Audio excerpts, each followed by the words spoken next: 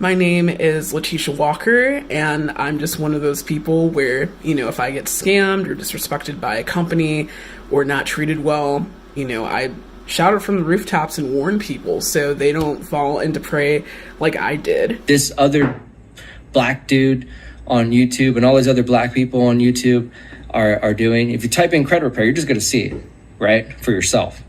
And they all look ghetto.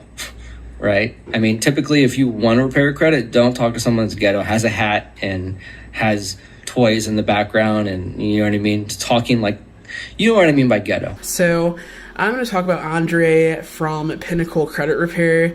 Dealing with him was an absolute nightmare. I got scammed, which is a major part of my contention. I recently got a text message of a lady accusing me that I didn't work on her credit, when in fact I did. Are you a child or an adult?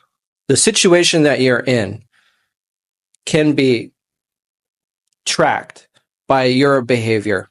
Do you know what perfect credit means? It means you do not make a mistake.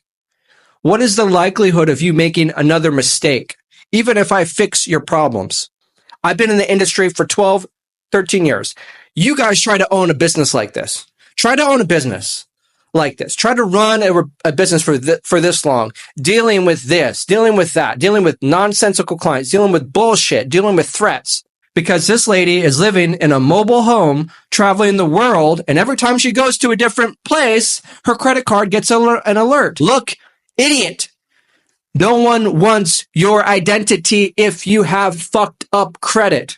It's like, since when do you go to the projects or a ghetto neighborhood, a poor neighborhood like a trailer trash? Since when do you hear a trailer park got robbed?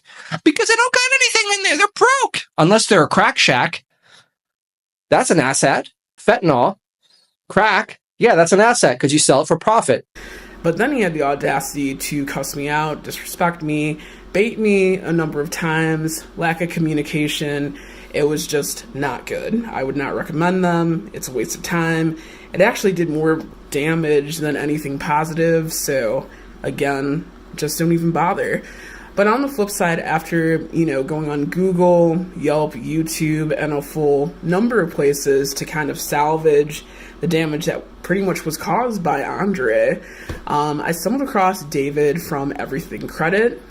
Again, it was from YouTube. I was kind of surprised, but, I wanted to know more. I inquired, and from there, I was treated professionally and did a turnaround. I got the results that I was looking for, and that's the key point of why I'm even leaving this review and why you should look into Everything Credit. It's definitely worth your time.